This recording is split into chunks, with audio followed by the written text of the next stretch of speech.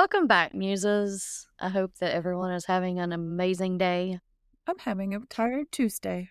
What kind of day are you having? Same. Tired. We're late, and we'll get on into it. Let's do it. I want to hear about All these witch right. trials. Yes, ma'am.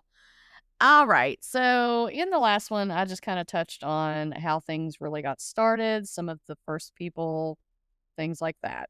So, this is where things begin to really get going. Some of these are disturbing, may not be to everybody, but were to me. So I will give you that heads up now. I honestly had a time trying to get through some of these from here on out. So, but I do need to break some of them down. So I wanted to speak on some more with detail than I did all of them.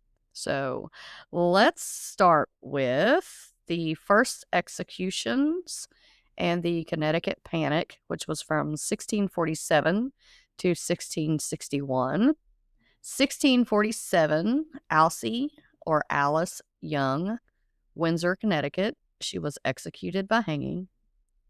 The first person executed for witchcraft in America. And a little of her story. Alcee Young, sometimes referred to as Alice, holds the grim distinction of being the first person on record to be executed for witchcraft in the United States colonies. 45 years before the more famous Salem witch trials, her execution date was May 26, 1647. The location was Hartford, Connecticut. While the exact spot is debated, historians believe it was likely at Meeting House Square, which is the current site of the old State House, or a nearby area known as Gallows Hill. She was a resident of Windsor, Connecticut, but was brought to the larger settlement of Hartford for her trial and execution. Surprisingly, there are no surviving official court records for Alcee Young or her trial, but her story was pieced together from two primary historical sources. Governor John Winthrop's journal. The Massachusetts Bay Colony governor noted, quote, one blank of Windsor arraigned and executed at Hartford for being a witch. He left a blank space where her name should have been. Matthew Grant's diary. The town clerk of Windsor recorded the event more directly on the inside cover of his diary. Quote, May 26, 47, Alcee Young was hanged, end quote. This diary was not rediscovered until the mid-1800s, finally giving her a name in the historical record. So she went nameless for a very, very long time. That's really, really sad. Yeah.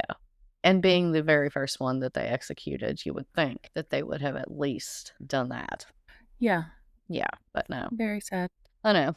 Since the trial transcripts are missing, historians have analyzed the environment of 1647 to try to understand why she was targeted. And here are some of the reasons that could have been. Influenza epidemic. A severe influenza epidemic hit Windsor, resulting in a death rate 4 times higher than usual. Many prominent citizens lost their children and family members, and it is theorized that Alcee Young was used as a scapegoat for the community's suffering. She was likely the wife of John Young, a carpenter. Some historians suggest she may have been targeted because she had only one child, a daughter, making her, quote, less fertile than her peers and potentially a target of suspicion or jealousy in a society that valued large families.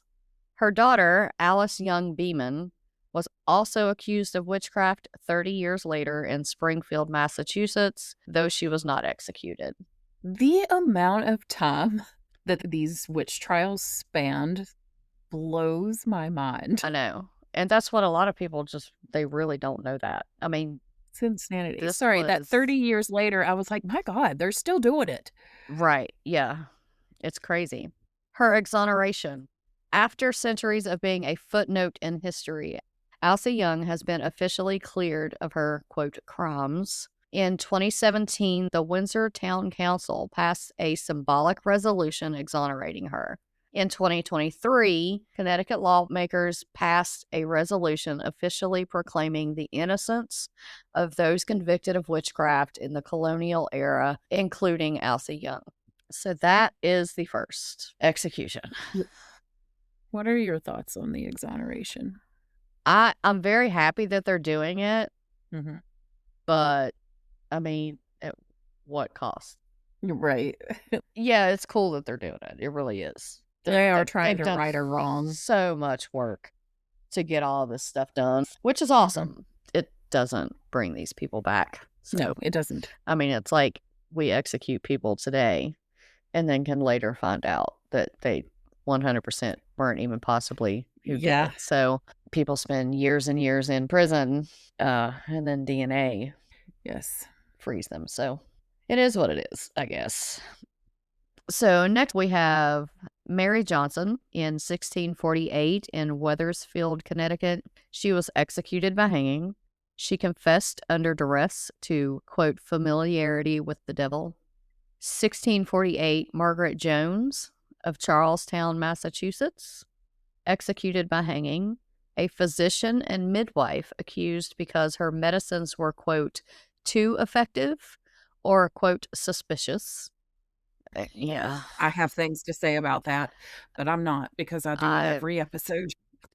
1648, Mary Lee. This was one of the ones that bothered me. So Mary Lee in 1648 was traveling via ship bound for Maryland, and she was executed by hanging. I will share what is known about her story.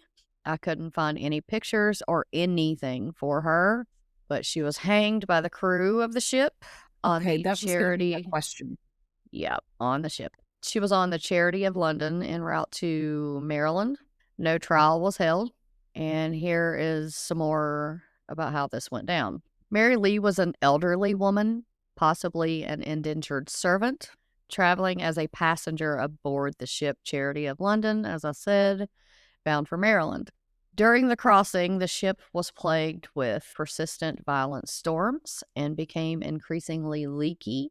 As was common among superstitious crews of the era, the sailors looked for a supernatural cause for their misfortune, and they identified Mary Lee as a witch, claiming her, quote, deportment and discourse, or her behavior and speech, were suspicious and that she had summoned the storms to destroy the ship. The events leading to her death are well documented because of the legal disposition taken later. The ship's master, Captain John Bosworth, was initially reluctant to act. He even suggested putting her ashore in Bermuda to satisfy the crew, but unfavorable crosswinds made that detour impossible. Under pressure from the crew and some passengers, 2 sailors seized Mary Lee and searched her for witches' marks. They claimed to find a mark on her body, though they later reported it shrunk and disappeared the next day. Facing a potential mutiny, Captain Bosworth reportedly retreated to his cabin and told the crew they could do what they would with her. The crew then hanged Mary Lee and cast her body and all of her belongings into the sea. There was a legal investigation in Maryland. When the Charity arrived in St. Mary's City, Maryland, the incident was reported to Governor William Stone. Unlike many maritime deaths, this one triggered an official inquiry. In June 1654, the Maryland Council heard testimony from passengers like Henry Corbin and Francis Darby. Despite the investigation, no one was ever prosecuted for her death. Captain Bosworth escaped legal consequences by arguing that he had not officially ordered the execution and was in his cabin when it occurred.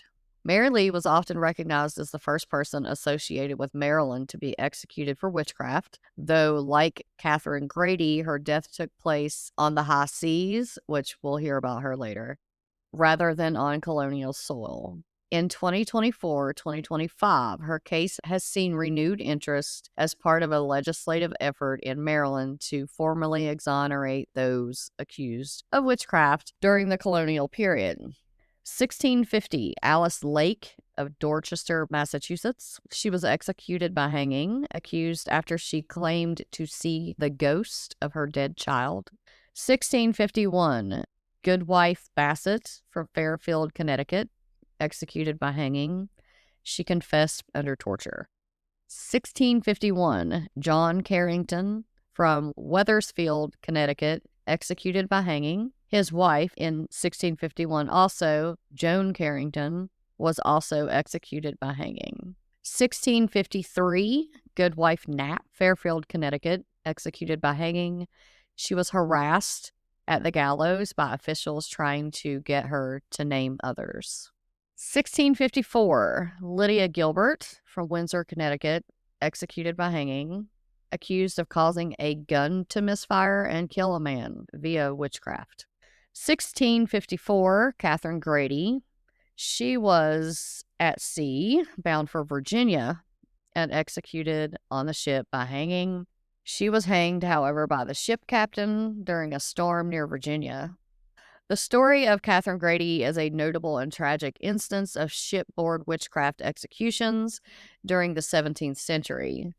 While most witch trials took place on land, Grady's case occurred in the middle of the Atlantic Ocean during a voyage from England to Virginia colony. In 1654, some sources suggest 1658, Catherine Grady, an elderly woman, was a passenger aboard an English ship bound for Jamestown. During the crossing, the vessel was struck by a violent storm that threatened the lives of everyone on board. The crew and passengers, desperate for a cause, identified Grady as a sorceress responsible for the weather. It was believed that she had used witchcraft to conjure the winds and waves to sink the ship. The ship's captain, Captain Bennett, succumbed to the crew's panic. He ordered that Catherine Grady be tried and executed at sea in the belief that her death would appease the elements and calm the storm. She was found guilty by those on board and hanged from the ship's rigging. Unlike many other maritime incidents that went unrecorded, Grady's death became a legal matter once the ship reached Virginia. Upon arrival in Jamestown, Captain Bennett was brought before a court to answer for the execution. Unfortunately, the specific legal records detailing the verdict of Bennett's trial have been lost to history. It is unknown if he was ever punished for the extrajudicial killing. Because Grady was executed before reaching land, she is often excluded from official counts of Virginia's legal witch trials. However, historians frequently cite her case as the only known instance of a person being executed for witchcraft under the jurisdiction of the Virginia colony, even if only nominally. I love that they brought him to trial. I would like to know what the outcome was. Yeah. Can I ask you a question about the Alice Lake lady, Yes. the one from Dorchester? Mhm. Do you think that she made that claim intentionally to join her child in death? Very possibly. That was what I thought as soon as you said that. I was like, that's That was grieving one of mom. my first thoughts also. Yeah. Mhm. I mean, because from what I could gather, she didn't fight. So yeah, that's a She possibility, probably I just think. rambled it off a few times in the right or wrong ears. And, Yes. because, Gotcha. they knew the people that they could not say things like that around. No, absolutely. So 1655, Elizabeth Godman in New Haven, Connecticut, she was acquitted. She was tried twice, and she died of natural causes while still under suspicion. 1656, William Harding, Northumberland, Virginia. He was convicted and sentenced to 10 lashes and banishment. 1656, Anne Hibbins, Boston, Massachusetts, executed by hanging. A wealthy, high-status widow executed essentially for being argumentative and intelligent. 1657, Elizabeth Garlick, East Hampton, New York. She was acquitted. The first major trial in New York and was saved by the town governor. 1658, Elizabeth Richardson at sea, bound to Maryland. More on her story, which is oddly not told very much. It's actually very hard to connect with the trials because it was at sea. Under circumstances very similar to those of Mary Lee and Catherine Grady, only known in colonial history because it involved a legal complaint filed by John Washington, the great-grandfather of George Washington. Elizabeth Richardson was a passenger aboard the ship, the Sarah Art, sometimes referred to in records as the Seahorse, which was traveling from England to the Maryland colony. During the voyage, the ship encountered severe weather. The crew and passengers, gripped by the common maritime superstitions of the era, accused Richardson of being a sea witch who had summoned the storms. She was hanged from the ship's yard arm near the Western Islands, and her body was cast into the Atlantic. While witchcraft was the official reason, some historians suggest she may have been a Quaker. And as I said before, the Quakers believed more in freedom of religion than the Puritans. At the time, transporting Quakers into certain colonies carried heavy fines, and witchcraft may have been used as a convenient legal cover for the crew to rid themselves of a passenger they deemed a liability. When the ship arrived in the Chesapeake region, John Washington, who had also been a passenger and was horrified by the execution, filed a formal complaint. Washington charged the ship's owner, Edward Prescott, with a felony for hanging Richardson. The case was heard in a Maryland court. Governor Josiah Swindle ordered Prescott's arrest. Prescott did not deny the hanging occurred, but argued that he was not responsible. He claimed the ship's master, John Green, and the crew were on the verge of mutiny and had forced the execution to appease the heavens. Despite the high-profile nature of the accuser, Edward Prescott was acquitted. Two main factors led to this. Prescott successfully argued that the ship's master held the ultimate authority at sea and that he, as the owner or merchant, could not stop a crew determined to execute a suspected witch to save the ship. John Washington failed to appear at the trial to testify. He sent a letter to the governor explaining that he could not attend because he was at home in Virginia for the baptism of his son. Without the primary witness and with Prescott shifting blame to the ship's master, the court released him and no one was ever punished for Elizabeth Richardson's death. And she has not been exonerated. Okay. She should be. I agree. And the last one for this segment is Winifred Holman in 1659 in Cambridge, Massachusetts. She was acquitted. She sued her accusers for defamation, but unfortunately did not win. But she did fight back. Good for her. So that is the early trials. I was fascinated by the ones at sea. I may have tears. They're disgusting. It was horrifying to imagine. And the fact that I don't think that Catherine was elderly and the other two were actually elderly women. Mm-hmm. I don't know. That bothered me a lot. So that was from 1647 to 1661.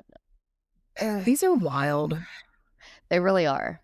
Some of the reasoning, if you get one, to be fair, because some of them don't really give an actual reason. Lydia Gilbert was accused of causing a gun to misfire and kill a man via witchcraft. Yeah. I'm sorry. What? What indeed? Some of them are ridiculous. And the C ones, of course, someone had to have caused those storms. So I just can't fathom these people. Yeah. I mean, are these God-fearing Christians trying to appease the gods of weather? Because that don't make any kind of sense. None whatsoever. Mm-mm. And I realize we live in a time when it's different, of course. But I can't imagine what would automatically make one assume that weather must obviously be from a witch. Because here's the thing. She's the weather witch. Right. What about all your other trips? Like every trip that you've had, did you not have some kind of weather? And did you just execute somebody on all of those? Or was it just the one? What if your wife was the only female in your traveling party? See, would she have been responsible? That was my because other she thought. Did they just have her? Did they just pick the female? And if there were multiple, did they just pick the easy one? Or the one by herself? Or the old one? You know what I'm saying? Like, what was your criteria? Pretty, right? Who wouldn't put out? Right. What was your key factors? It was just disgusting. Like, it's foul. So there you go. That's that. Yeah. Well, I don't have a very happy case myself, so. All right. It is all yours, ma'am. Okay. Well, as I said, I do not have a fun story to cleanse our palates from Bambi's witch trials. When we started talking about this podcast, I was thinking about things to do. One of the things I immediately started researching was the West Virginia State Penitentiary, which then I realized I had done this research on a place that has been covered by a lot of different things, TV shows, other podcasts. And I was like, you know what? I don't think I want to do that. It's like, what other angle can I take? So and then I started thinking about prisoners. What would they have gone to prison for? And I was like, well, that's vast. So then I started thinking, what about the youngest prisoners there? To my horror, I found out that the youngest prisoner was 14-year-old Thomas Tommy Williams Jr. Now imagine my further surprise and horror when I found out the crime that he was in prison for was for the bludgeoning murder of a 9-year-old who lived in his neighborhood. Dear God. Yes, yes. Oh. So I had started out researching the perpetrator's name, which yielded very little information. And then I finally realized the most important person in this tragedy was the victim. And then I found a little bit more information when I looked into his name. Unfortunately, there's still not a whole lot of information on this. And that kind of surprises me. So I kind of pieced together the 3 or 4 articles, I think it was, that I found and did my best to get everything in order. The dates are weird because he, well, when I get to that, I'll tell you all about that whenever I get to the dates and stuff because I got a little bit confused. But to make matters worse, no one in this story has a unique name. So in this case, the victim is William David Powell Jr., who went by David. So while researching, I was trying to find some information about his parents simply because I like to have that kind of information. So in that research, I discovered that there was an actor named William Powell Jr. He went by Bill. He was not from West Virginia, but he had ties to West Virginia because he had briefly been married to actress Patricia Parsons, who is sometimes credited as Patsy Lee Parsons. So those are not his parents. And I never did find the name of his mom. His stepdad is mentioned, but not his mom, which is very, very strange because also I could not find the mom's name of the boy who did the crime. His dad's name was easy because he's a junior. So, yeah. So as I said, there's not a whole lot of information about this case. I found a few articles.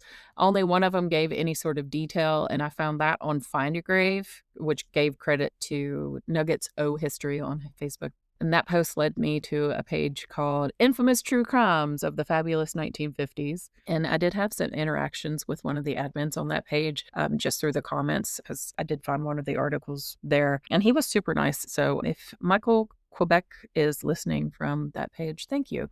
Anyway, enough of that. So I did want to note that the dates are a little bit off. I did my best to piece it together in some sort of order. I'll just have to explain these dates whenever I get there. William David Powell Jr., who, as I said, went by David, lived in a neighborhood in the southern part of Wheeling Island, which I'll be honest, I did not know existed until I was researching this case. There is a little island in Wheeling. Never heard of that. On Wednesday, which would have been February 8th, 1956, the 9-year-old was going door to door selling 25-cent tickets to his Cub Scout Pack's upcoming benefit show. He was reported missing by his stepfather, Otto, I think it's pronounced Dlesk, D-L-E-S-K. I apologize if that is incorrect, when he didn't return home from dinner that evening. So police, with the help of 200 citizens, began searching for David. His body was found at around 11:40 the next morning, so that would have been February 9th, by Dlesk's niece, Mary A. Wilson. So that would have been his cousin. And I wasn't able to find her age. Regardless, that's horrible. The discovery happened only 1 block away from his home in a coal cellar under a porch at the home of Thomas Williams Sr. This is a direct quote from the article regarding the gruesome scene and David's injuries. David's skull had been shattered front to back. 2 bloodied bludgeons lay nearby, a brick and a piece of 2x4. He had also suffered several minor stab wounds to his throat and chest. A pearl-handled jackknife was found under his body. After the body was discovered, police arrested 14-year-old twins Thomas Williams Jr. and Joseph Williams. Tommy admitted the knife was his, but claimed to have lost it on Tuesday, so that would have been the 7th. Blood was found on a pair of his overalls, but he claimed that that was from killing pigeons. So on Tuesday, February 21st, the twins were indicted by the Ohio County Grand Jury. On Thursday, February 23rd, Tommy made a full confession, claiming robbery had been the motive. Tommy thought David had about $15 on him, which would have been about $178. That confession led to Joseph, his twin, being exonerated. Tommy was arraigned in Ohio County Intermediate Court. The trial began on April 2nd, 1956, with the Honorable David A. McKee presiding. Tommy's defense attorney, William Callahan, admitted Tommy was guilty, but argued that he was legally insane. He claimed his psyche was damaged by unresolved childhood hatred of his absentee father and an unnatural attachment to his mother. That's a direct quote from that article. Prosecutor for Ohio County, Joseph A. Gompers, countered that however flawed Tommy's psyche was, this is a quote, he knew right from wrong and thus was culpable. The all-male jury, after 18 hours of deliberation, found 14-year-old Thomas Williams Jr. guilty of the first-degree murder of 9-year-old William David Powell Jr. and recommended life in prison with mercy because of his young age. Without the recommendation of mercy, the verdict would have carried the death penalty. Tommy was sentenced to life in prison at the West Virginia Penitentiary in Moundsville. The exact verbiage from Judge McKee was, "The rest of your natural life in the state penitentiary or one of the other penal institutions of the state." Tommy showed no emotion when he was handed his sentence. He was chewing bubble gum when he rose to hear the verdict, and a caster fell off the chair, which he calmly replaced. His mother, whose name I could not find, collapsed, and his father, who had been standing in the doorway, rushed to her. As he was led back to the Ohio County Jail, Tommy was quoted as saying, "I feel okay. I'm not scared." On April 18th, 1956, accompanied by a deputy sheriff, Tommy made the 11-mile trip to Moundsville. At 10:45 a.m., Tommy Williams Jr. became the youngest of 1,700 inmates at the West Virginia State Penitentiary. Tommy could have went to what was considered a more pleasant medium-security prison located in Huttonsville, but the treasurer of the State Board of Control, L. Still Trotter, said that the written order from Judge McKee specified the West Virginia Penitentiary, period. Trotter later explained that the board had the authority to transfer prisoners from the pen to Huttonsville based on conduct. They may do that with Tommy after he, quote, completed certain examinations and undergone a period of observation at Moundsville. Which I guess to me that would make sense, but for an adult, this is a 14-year-old child. Yeah, I agree. Tommy attended elementary school in the prison as a class of 1. He mastered several trades. He also became a painter, and his art has been displayed and sold throughout the state. I did look it up. It's pretty good work. At the age of 26, after serving 11 years of a life sentence, Tommy was released from prison a free man. His father met him at the prison gates, along with the press, of course. He declined to have his picture taken or discuss his future plans, but he did stop briefly to say, quote, "I have been waiting a long time for this day." And then he headed to his new home in Martins Ferry, Ohio. Wowee. I had researched him quite some time ago, and I wasn't able to find anything about his life after he got out of prison. I'm sure there's stuff out there because I may have not been looking in the right places, but I had trouble finding all of the information that I did have, as little as it was. Yeah, I don't know. I feel like... Oh, so my confusing about the dates. He went missing on February 8th. He was found February 9th, but February 9th is also the date of his death listed on his tombstone. I would have thought it would have been the 8th. Yeah. The part that kind of got me was when he, I guess, got sentenced that he wasn't I scared. feel all right. I'm not scared. Yeah, Or I feel okay. I feel Yeah. okay. I'm not scared. I can't fathom a 14-year-old just be like, yeah, it's fine. You know what I mean? Right. Like, Yeah, that and does. then that kind of makes you question, like, what has he gone through? Mm-hmm. That's just not that big of a deal. I don't know. That's a lot. So, yeah, I don't know. That just kind of struck me as just odd. And then the lack of mother for both information. Yeah, I couldn't find That's kind of information. strange. Yeah, other than his mother was at the hearing, and Right. she almost fainted. Yeah. Oh, And it said it was at the home of the family of Thomas Williams Sr. So right. I don't know. I don't know what the living situation was. Yeah. I don't know if they were separated or something. I kind of want to But look it said into that something about more. his absentee father. If you find something, please, for the love of cheese, Yeah. let me know, because I definitely will. and then it was his father who picked him up. So I Right. don't know if his mother passed or she just And see, that's took kind of what I him. was thinking. She was gone, but I don't know. That's interesting. And I wonder too, I am not familiar with a coal cellar. I am familiar with a cellar and Me what either. that's for, and they're cool. Right. And I don't know if a coal cellar is actually cool like that as well, and that would have changed body temperature. That's possible. Definitely. I would imagine it probably is for the purpose of not getting overheated I would because it's think. cold. I don't know. It's cold. And the dates of like the trial stuff, Yeah. I originally had more dates in, and then I was like, that doesn't line up with this date. Right. So if you research this yourself and you Yeah. inaccurate information, it's not because I'm intentionally being inaccurate. I could Right. not get everything to line up right. So I just did my best guesswork. If all the money he had on him was from the money he collected from selling tickets, he would have sold 60 tickets by the time he had gotten to. Right. Also, they could track that by houses and estimate like a time that it would have taken him to go from there to there. They reported him missing come evening time for dinner. He didn't show up for dinner. Right. So surely that boy didn't keep him alive.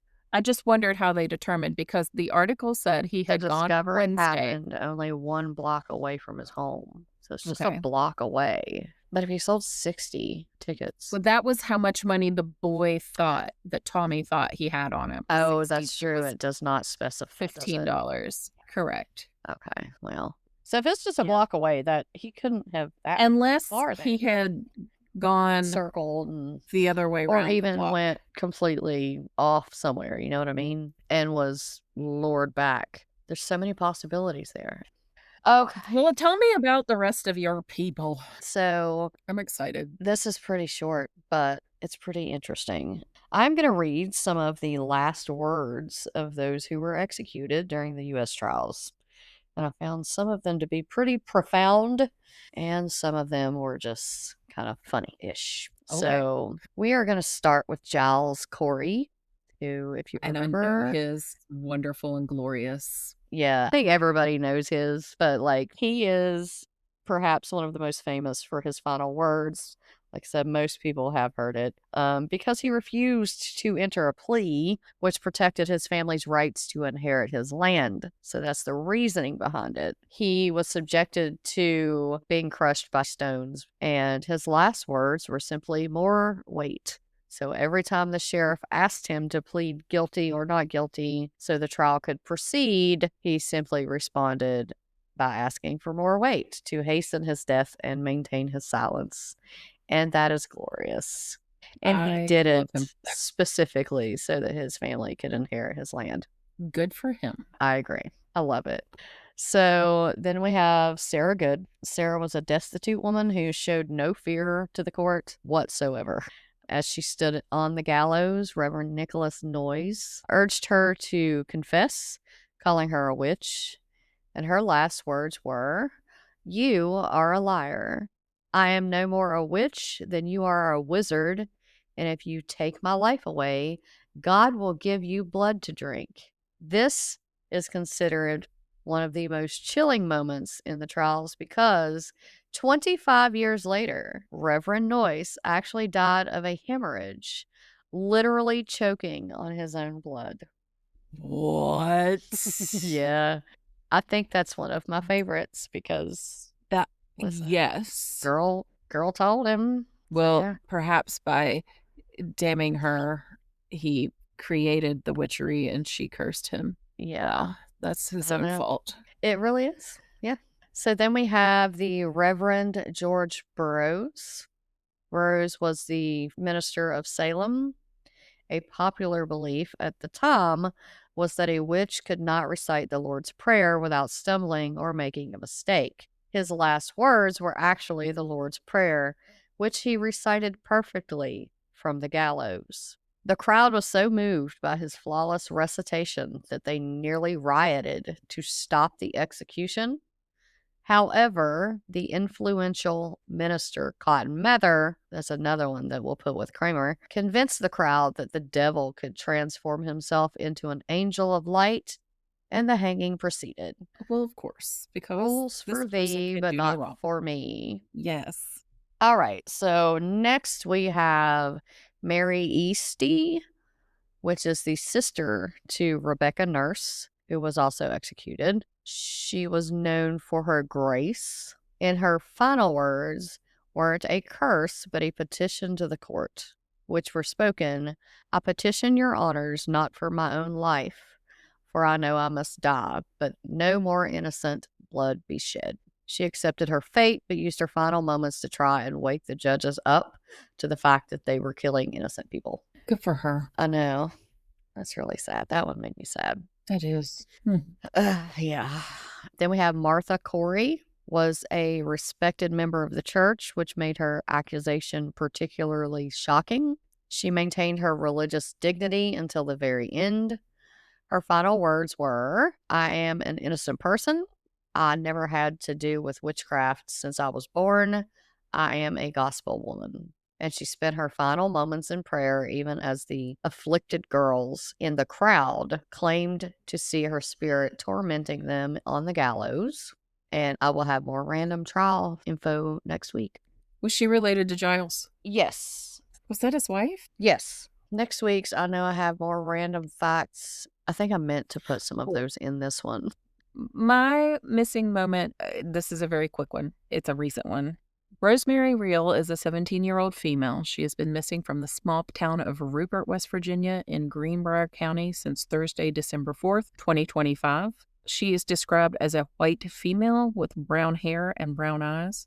I have found literally no other information on her case. I do not know who she was last seen with. I do not know what she was wearing. I can tell you that she must wear glasses at least sometimes, or she likes the novelty glasses because she is wearing glasses in the picture on her missing persons poster.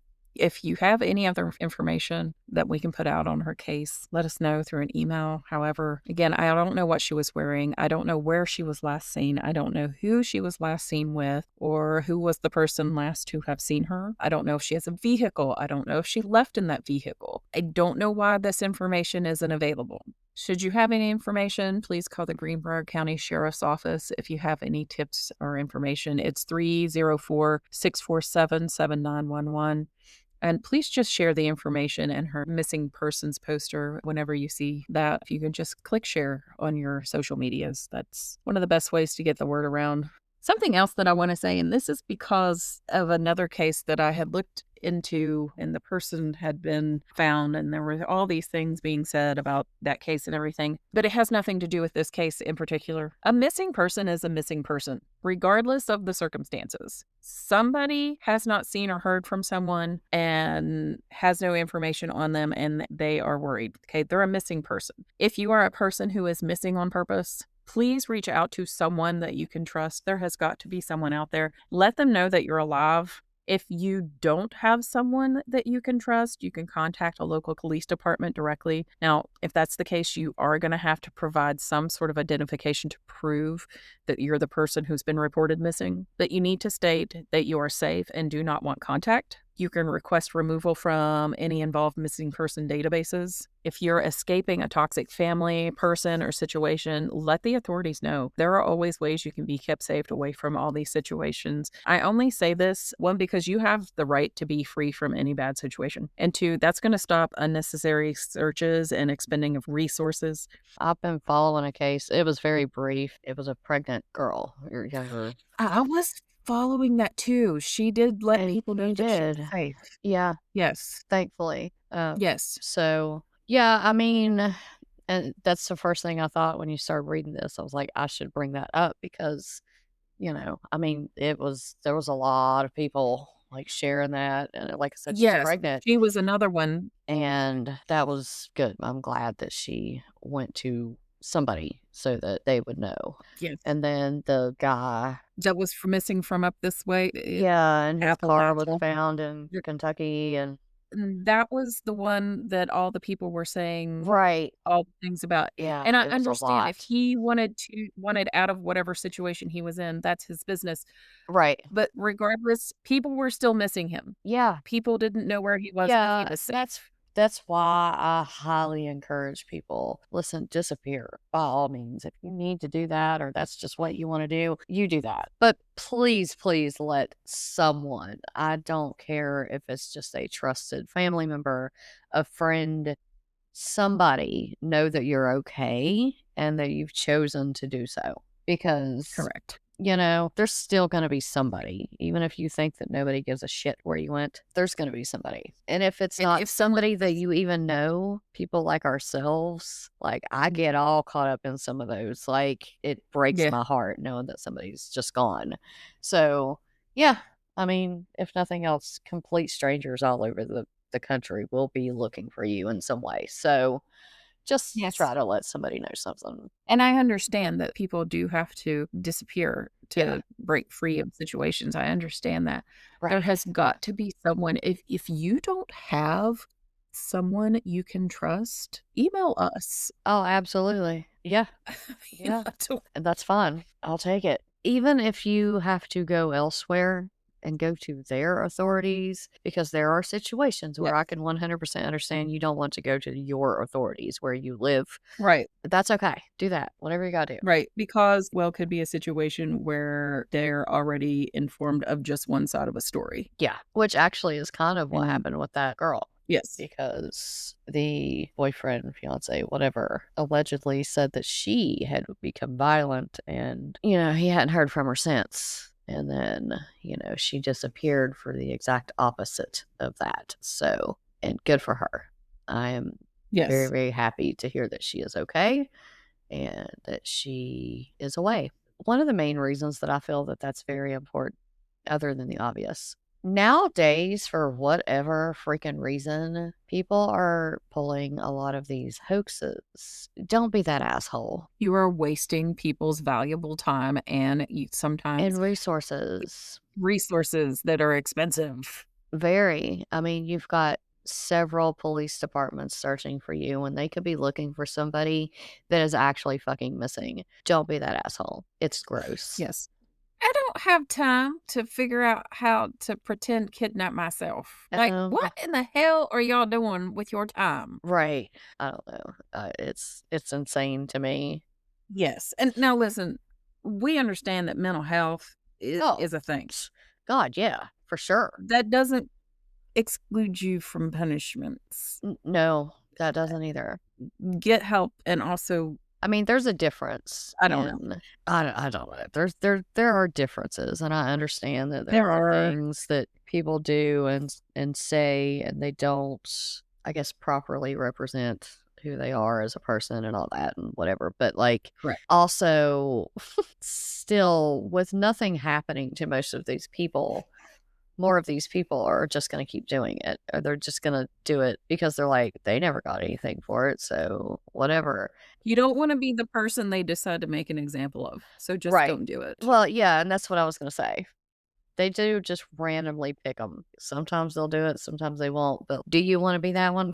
And I feel like they are starting to kind of be a little harsher on that stuff. I don't know. I just couldn't consciously do that. And then there's sometimes where the media kind of makes it worse because, Oh, if God. we Yeah. spin this story just a little bit, and you know what story I'm talking about gets spinning. Uh-huh. We had a moment just now. Sorry, y'all. Yeah. Like, We go off some tirades occasionally. Well, you all know that already if you've been with us the whole time, or even some. right. Or if you just know us in person. The thing of Oh, it well, is we yeah, can both see both especially. sides of the story, So if you ever go missing and it's not on purpose. involuntarily, just know that if you can get to somebody, do so and just tell them I'm missing. And most people will do what they can to figure out who you are and where you were seen to get to Yes. the authorities. And So try to take something of a person who took you. yes. Yeah, my kids have been told if anyone ever grabs you, scratch, bite, kick, and say every cuss word you have ever heard me utter as loud as you can and as proud as you can. Absolutely. Now, Yeah. I have adult children, but Yep. it still stands. It still stands. Yeah. Scratch, pull hair, whatever you can to get something off of them. Of course, if you don't know. Well, actually, if you do know Grab them, a it doesn't personal matter. item, something, Something, yeah. anything. If they smoke, grab a cigarette butt after they've smoked it because you never know if that's going to be what they need to identify who it is. Yeah. So, yeah. All right. Well, now we gave some tips and tricks. Well, that was another Some tangent. motherly advice. I guess that's going to be all for this week. So tune in next week to find out more about the trials in the years 1662 and 63, 1664 to 1691. That one's going to be a longer one. I've got a lot of names for that. So things are getting worse and worse. We are still in the beginning stages. It does get crazier. In the meantime, if you have anything you would like to share or things you would like to hear about, you can reach out to us on Facebook or you can email us at Macabre.Musings.Podcast at gmail.com. But just as a reminder, if you throw someone in a river and they sink, they probably just can't swim. Valid. That doesn't mean they're a witch. Pull up a chair next time as we dive into more dark, creepy lore and maybe tumble down a rabbit hole or two. Until then, keep your lanterns low and your curiosities high. And we will see y'all later.